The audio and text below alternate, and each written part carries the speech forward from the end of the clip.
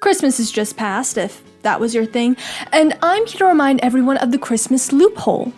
As we all know, and by we all, I mean all of us who were raised in a locality with a large population of Christians, know that Santa is the great justice of good and evil, naughty and nice.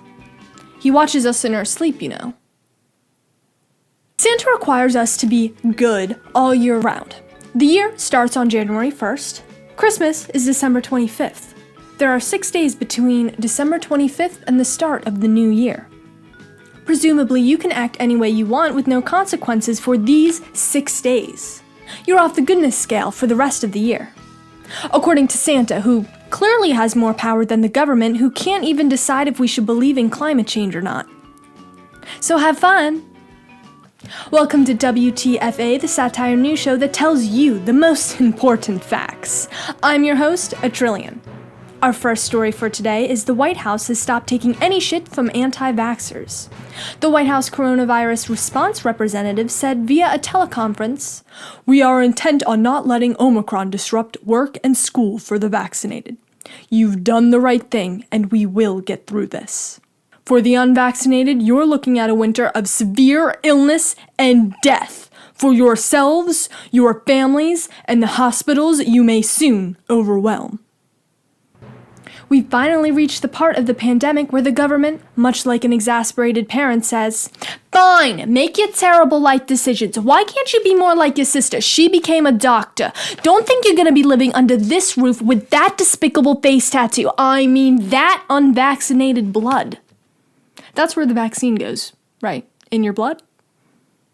I clearly am not in medical school. A 10-foot wide and 58-foot long bridge was stolen in Ohio.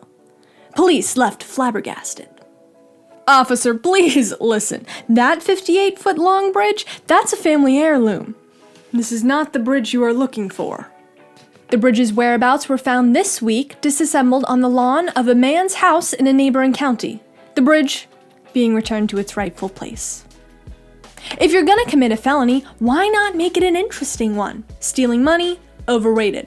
Stealing a bridge? Interesting and unexpected.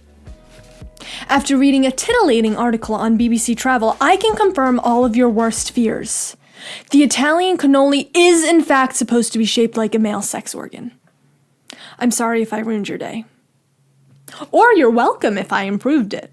We welcome all types here at the Axtrillian channel. Please subscribe.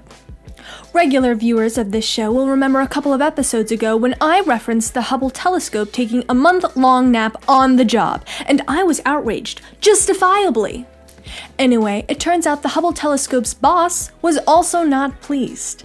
It is soon to be replaced by the James Webb Space Telescope, launching in late December.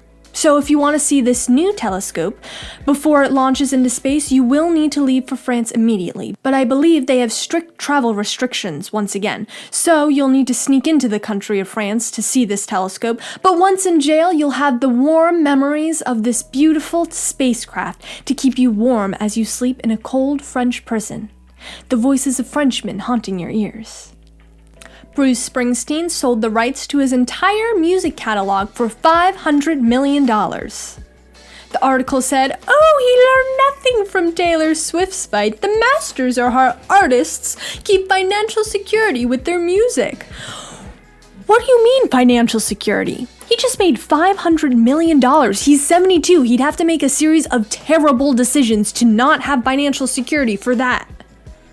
I don't think I've ever even held $1,000 in my hands. The only reason I can quantify $10,000 is I have been on the internet. I've seen Mr. Beast give out briefcases of money. Please. About this much. About this big. I think. In other news, German police incinerated over $300 million worth of cocaine, and Elon Musk reports he will probably pay about $11 billion in taxes. Does anyone do anything for normal amounts of money these days? In news of people facilitating the robot uprising, several tech companies, including Moley Robotics, are developing robot chefs to cook dinner. I would cook through the recipe in a kitchen with a layout of the Moley kitchen, and my movements would be recorded, and then transferred onto the robotic hands and arms, says Mr. Anderson. If that is not foreboding as hell, I don't know how to save you. In other news, the UN debated a ban on killer robots. This is what I'm saying! But the UN also failed to reach a consensus on how to ban autonomous weapons. And I really feel the impending doom of humanity's destruction. Which will we die to first? Climate change and Mother Earth? Or killer robots of our own creation? Comment down below which you think will destroy humanity first. Thanks for watching. Don't forget to subscribe. And also, if you're feeling real crazy, leave a like. And have a delightfully wonderful afternoon, courtesy of the Axtrillian channel. We have the power to do that. And see you next week.